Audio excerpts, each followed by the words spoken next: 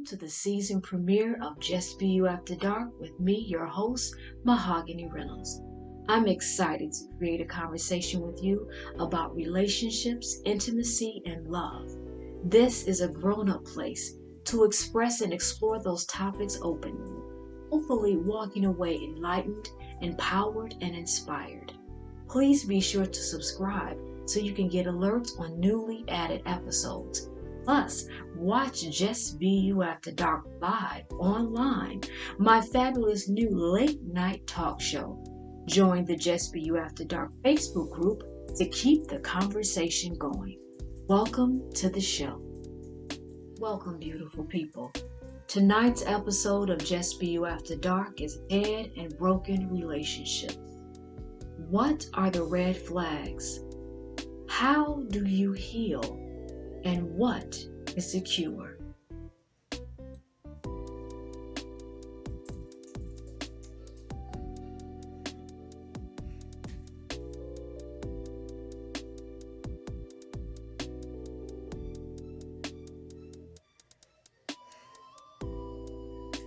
In part 1 of Just Be You After Dark's Dead and Broken Relationships episode, I presented some analogies and suggestions on how to start the process of setting yourself free.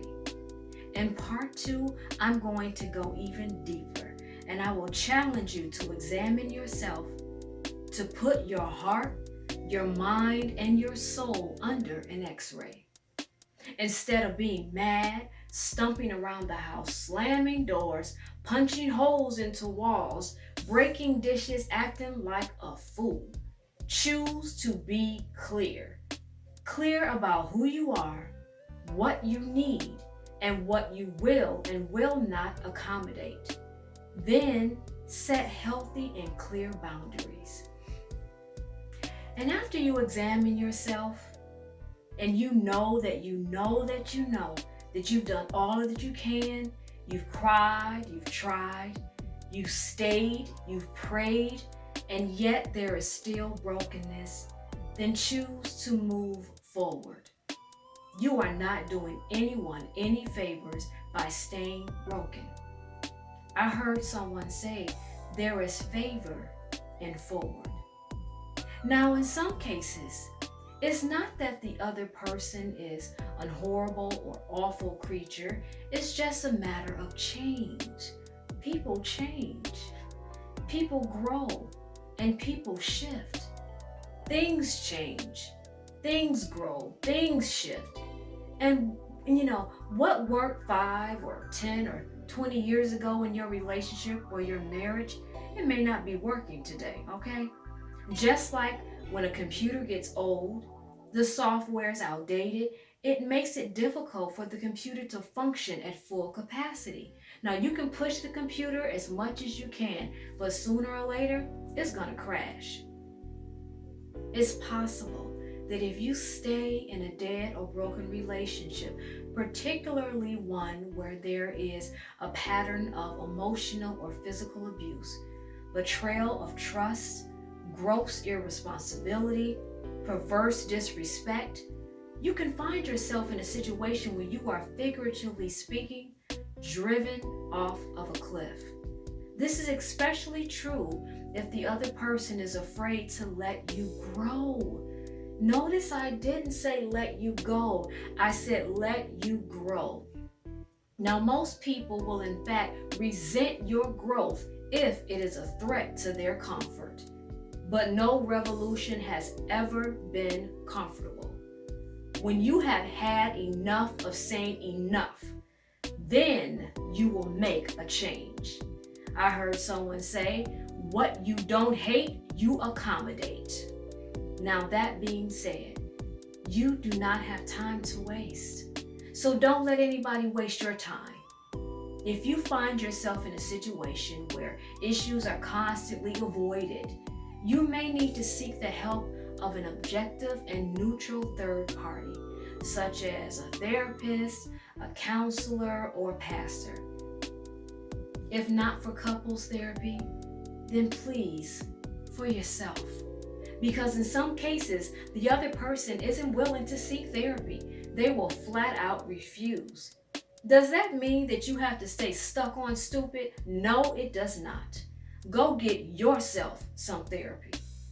Now, in part one of this topic, I gave an analogy of how ignoring a broken relationship is similar to trying to ignoring a damaged tooth. Did you know that a rotten tooth can possibly release toxins into your bloodstream? Ew, that's gross. Okay? Tooth decay is nothing to shrug your shoulders at. And bad breath equal no. No kissing here, okay? Bad teeth equal bad breath. And ain't nobody trying to kiss and make out with somebody with bad breath. I don't care how fine you are. I don't care how sweet you are. Now, most people go to the dentist every 6 months as recommended for general cleanings, right? Whereby the dental hygienist uses special tools to scrape away and remove buildup from your teeth. Then you walk out of there with fresh breath and a beautiful smile. Fabulous, right? Now, imagine if you didn't go see the dentist for, say, 5 years. How about 10 years? The hygienist might need a damn jackhammer to chisel all that tartar off your teeth. And more than likely, you will have cavities. Now, where am I going with this? When you don't take consistent care of your dental health, your teeth will suffer. And when you don't take consistent care of your relationship, your heart will suffer. Now, some people are chronic avoiders and rug sweepers. They will run and avoid any level of a deep conversation about issues in the relationship. Now, they can talk on the phone, video chat you, and text you till the sun goes up until the sun goes down about all manner of other topics. But let you try to discuss issues in the relationship. Oh no, suddenly they gotta go, somebody's on the other line, or they don't have time, or oh, the dog is barking, or it's time for me to cook dinner, or I'm tired. Any number of lame ass excuses. Or they'll play the I'm not ready to talk yet card. Meanwhile, issues just keep getting swept under the rug. And eventually, all that mess under the rug has both of you tripping and stubbing your damn toe in the middle of the night. Bottom line, neglecting your health, just like neglecting your relationship, will get you nothing but brokenness and heartache. When you neglect to settle and resolve issues in a relationship or marriage, buildup develops. And what was once a minor problem, honey, is gonna morph into a full-fledged blow-up. So how do you prevent this? What can you do? First, you need to take heed to the warning signs. You know you saw them. You know you saw those red flags. Stop tripping. You know when your gut is telling you that first twitch of discomfort in a tooth is a warning sign. Just like in a relationship, you know when something has struck a nerve. So say something. Do something. Don't just stand there in pain. And let me be clear. When I say something and do something, I don't mean try to fix them, point out what's wrong with them, blame them for any and everything, find fault with their character, their personality, and their ways. Nor do I mean internalize it and find fault within yourself, telling yourself the lies of the enemy. I'm not good enough. I'm not worthy. I'm not smart enough. I'm not pretty enough. I'm not tall enough. I'm not short enough. I don't cook enough. I don't clean enough. I don't make enough money. I'm not good enough. All of those are lies. Do not feed into that. Now, does that mean that I'm giving you a license to go off? No, I'm not. Please don't blow up and attack the other person. That's reckless. What I want you to do is check yourself at the front door. Okay, take a deep inhale and then a slow exhale. Get yourself together. Check in with yourself. Okay, in fact, Check your emotional temperature, okay? If you're too hot under the collar, go and cool off first before you approach them. Do a self-examination. Don't just come at somebody all guns blazing, because more than likely they're going to fire back. And if you have children, well, they might get injured by the shrapnel. You know, when you get shot, sometimes there's shrapnel and it just can fly anywhere. And in my heart, I do believe that parents, they really don't want to hurt their children. So you really got to check yourself before you wreck yourself. Remember that song? What was that, from the 90s, right? Check yourself before you approach them. How about you do this? Ask yourself a few pre-op questions, okay? Such as, now, have you ever had a surgical procedure of any kind or a physical exam? All right, then you should be familiar with pre-op or pre-exam questions. I mean, I hope that you're going to get your annual checkups. And if you're listening and you're not doing that, now's the time for you to start. Now, when you go to the doctor, they generally will give you a form that you have to fill out before the procedure or exam, especially if you're going to see a doctor for the first time. You're building a new relationship. These questions help the physician to understand not only where you are physically, but about your medical history. The questions might be something like, what's in your family medical history? What was your last surgery? When was your last checkup? They may ask, are you experiencing any pain or discomfort anywhere? Are you allergic to anything? Now, those questions help them to understand what's going on with you. And in some cases, they may even order blood work or an x-ray or whatever is necessary to take a deeper look at what is going on in you. This ultimately leads to treatment to help improve your overall health and wellness. Well, beautiful one, all that attention to detail must also be put in your intimate relationships. The person that you are dating, booed up with, engaged to, living with, hooked up with, married to, whatever, they are possibly the closest person to your heart. Okay? You can't go years and years without an examination of your marriage or your relationship and expect it to be healthy. Now, pride, ego, denial, avoidance, and stubbornness, it leaves you and them stuck and broken. Hey people, look, if we can take the time and the effort to have our physical bodies examined, then we must invest the same energy into examining our heart and our mind. Want to know why I think some people avoid this? Fear. Let's be real. For some of us, it's scary to take a deep look at yourself, okay? To really look at yourself, to stop blaming him, to stop blaming her, to get out of your feelings and to look at you. Now, as the Michael Jackson song goes, I'm looking at the man in the mirror, I'm asking him to change his ways. That's not an easy task, but it's a necessary one. The alternative is to coexist in a dead, dysfunctional, broken marriage or relationship, just going through the motions of day-to-day life, putting on a brave face, okay, pushing all your feelings way down, avoiding meaningful and mindful conversations, pretending like everything is biscuits and gravy, chocolate and strawberries, sweet potato pie and ice cream, when nothing could be further from the truth. Remember that biblical verse I dropped at part 1 of this episode series? The truth shall set you free. The takeaway is the operative word, free.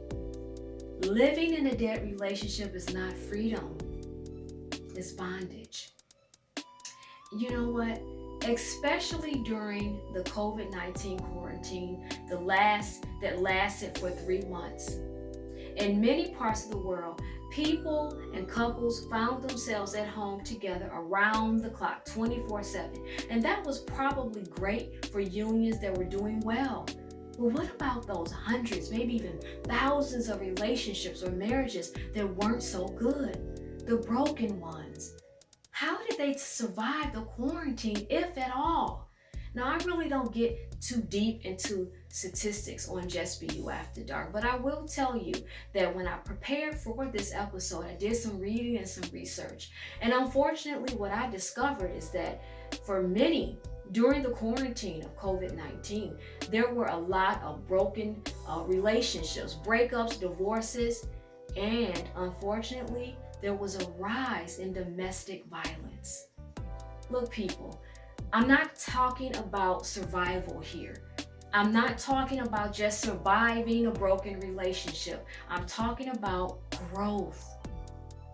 Now, here's some things that you can ask yourself and perhaps ask the one that you are in a relationship with.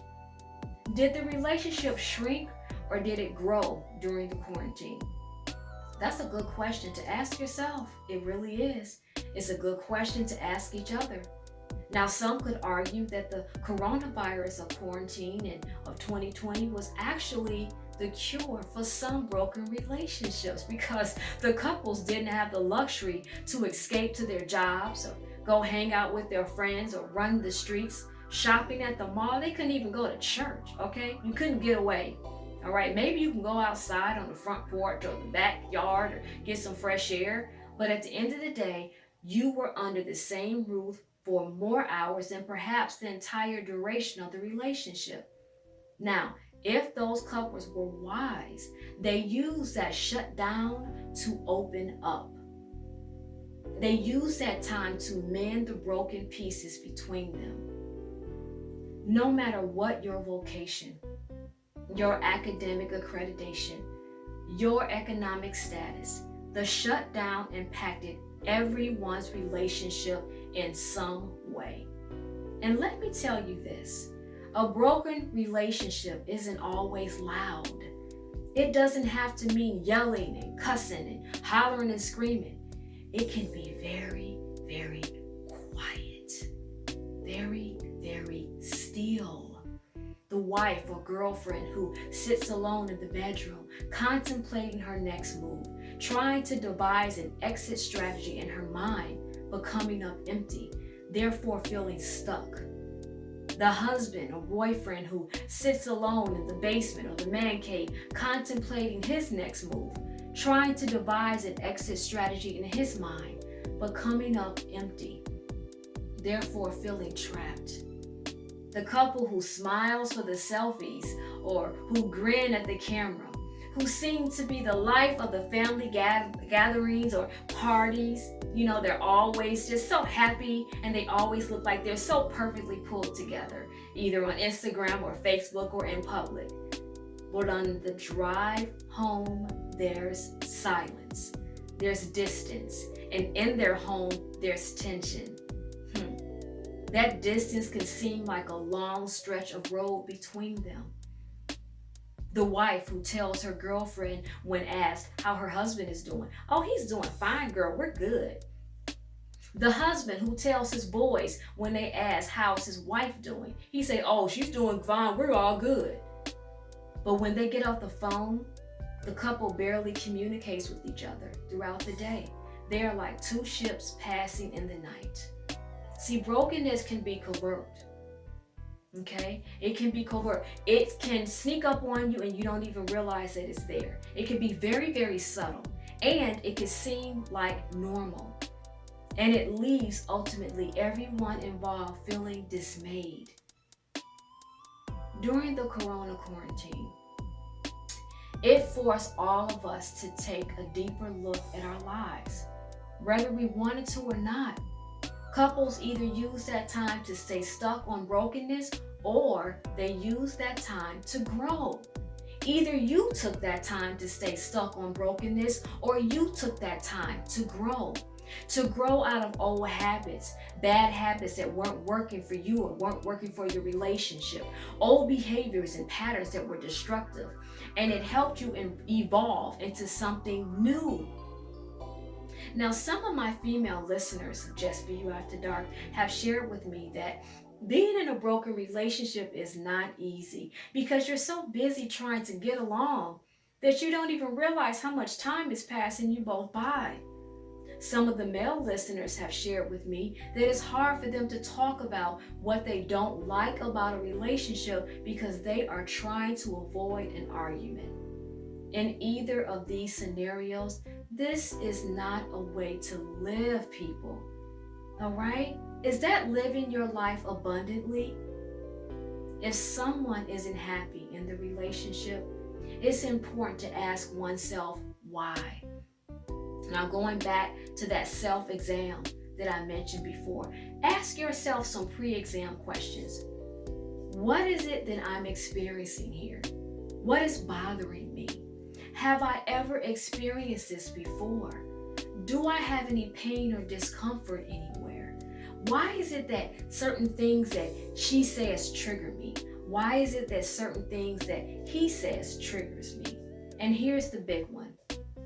What do I need to do to change in order to improve this situation? Notice I said, what do I need to do? Not what he needs to do, not what she needs to do. What do I need to do? Because you cannot control anyone but yourself. You cannot change anyone but yourself. It's already enough work working on you. Do not put that on your to-do list to fix someone else. Okay? Now, much like a physician will prescribe a change that a patient should take, or he would make recommendations for medical remedies, we ourselves as lovers, girlfriends, boyfriends, fiancés, husbands, and wives, we must be wise enough to write ourselves a prescription. We have to be brave enough to tell ourselves what changes we need to make in order to improve our quality of life and the quality of life of those all around us. Because let me tell you something, when you're not happy, you're unpleasant. And when you're unpleasant, everyone around you feels that energy. And while it's much easier, very, very easy, okay, it may feel even safer to point out the other person's flaws. A real woman and a real man, they can examine themselves first. They are not afraid to ask the tough questions. Why do I act the way I do? Why do I move on the earth the way I move? Why do I think the way I think? Why do certain things trigger me? Why do I get defensive? Why do I close up? Why do I shut down? These are things that you ask yourself versus deflecting and focusing on the other person. He did that or she did that. No. Own your stuff, okay? Now, can I testify for a minute? I have personally evolved to a point in my life where I refuse to carry someone else's bag of crap. Do not expect someone else to carry your crap, all right? No one should be forced to be your crap carrying valet. They have their own bags. You deal with yours, I'll deal with mine, and hopefully together we can collectively grow, expand, evolve, and thrive. But the key is owning your own stuff. And unless you are willing to do so, the relationship, the marriage, even your career will remain dead, dysfunctional, and broken. Your bag of unresolved crap, it will stink up every room of your office, every room of your home, and every room of your life. Sadly, so many folks are walking around stinking up the world, they don't even realize it. Or they just realize it and they don't give a damn. They'll try to cover up how stinky they are with charm and compliments, makeup or cologne, gestures and gifts. All the while, you can still smell the stench.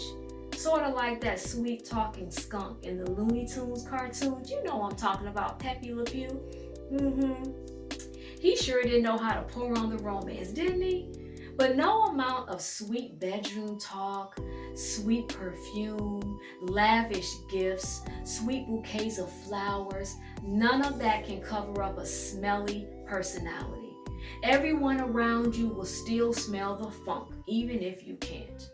Now, if you're smart, which I know you are because you're listening to Just Be You After Dark, a podcast that goes in hard. I do not do fluff. I do open, honest, and bold. I'm giving it to you straight, no chaser, honey. All right? It's going to hit the back of your throat like a strong shot of vodka or a strong shot of bourbon, scotch, pick your choice. All right? And I'm expecting you to handle it. And I'm challenging you to jump in the pool of truth with me. And I'm expecting you to not be afraid of getting wet. Now, that being said, will you be brave enough, courageous enough, powerful enough to own your own stuff, your stinky, smelly, funky stuff? And will you get up and do something about it? Not for him, not for her, but for you. It all boils down to this. We have two choices. Either stink up the whole world with our crap, or unload this crap and turn it into fertilizer. Transfer your crap into something useful. Use it in a constructive way to cultivate the land you are walking on, to help grow something new. I am a firm believer that broken people break things. Did you hear what I said? Broken people break things. It is quite possible that it is not necessarily the relationship or the marriage that is broken per se, but rather it is the person, the individuals that are broken. Broken by our individual past, broken by the way we were raised or the lack thereof, broken by who left us and who betrayed us and who abandoned us, or who lied to us, who cheated on us, broken by a former relationship, an ex-boyfriend, an ex-husband, an ex-wife, whatever, a bad job experience, whatever the case may be. The brokenness has to be healed. Otherwise, you will simply carry the brokenness around with you everywhere you go, into every relationship you enter. Now, instead of destroying each other, breaking and traumatizing everyone around you, we have the power to fertilize and be fruitful. Fruitful in our vision, fruitful in our health, fruitful in our finances, fruitful in our love. What good is a tree that doesn't bear fruit? Now I'm going to drop another biblical scripture on you, okay? It says to the extent that a tree that doesn't bear any fruit, what's the point? I'm paraphrasing here, okay? It also says that a tree is known by the fruit that it bears. Again, I'm paraphrasing, but you get my point. We are all like trees. Now, we each have roots that stem back deep into our childhood and our family lineage, things that have a direct impact on the kind of fruit we will bear. When you are brave enough to get to the root of the problem in your relationship or marriage, then you can truly start the process of healing, because the root will affect the quality of the fruit. It is my hope that you are ready to be fruitful in life, to be all that you are capable of being, to smile more, to laugh more, to dance and to sing. Even in the midst of a global health crisis, even with everything in your life, not being exactly perfect, at least you're healing your roots, because you want to produce quality fruit. And the fruit that you produce will ultimately be the source of your own nutrition and the nutrition that you share with others. Now, don't you want to feed yourself and someone you love good fruit, not rotten fruit, right? You want to feed yourself and your significant others beautiful, delicious, tastes so good it makes your mouth water fruit. Fruit that smells so good it's irresistible.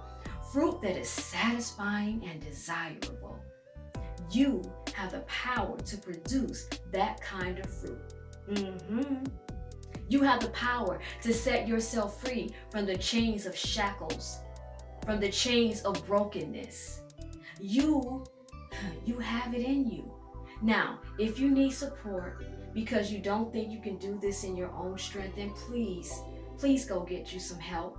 Reach out to a therapist, a counselor, a pastor, a teacher, somebody.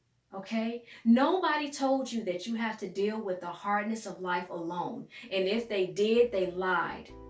So get up and go get your healing. Do it today. Please don't you dare procrastinate.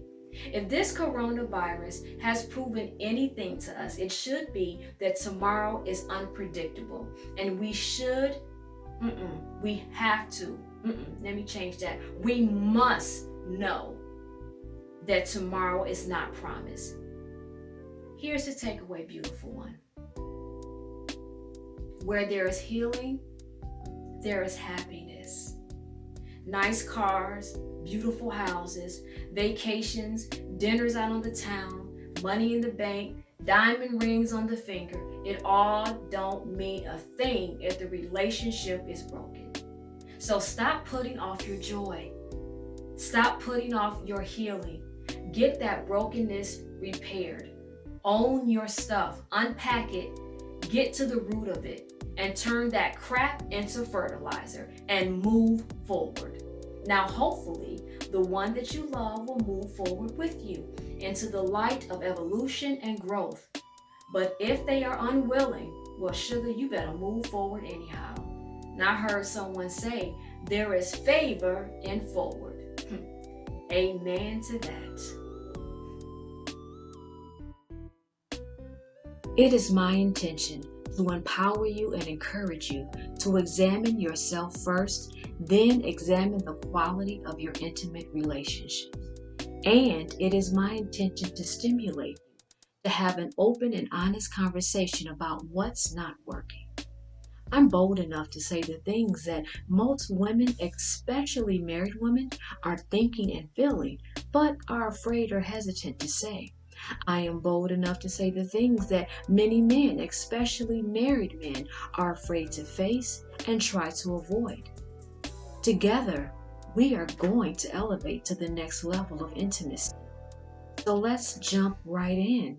Don't be shy. Thank you, beautiful one, for listening to this episode of Just Be You After Dark. Become a part of the conversation.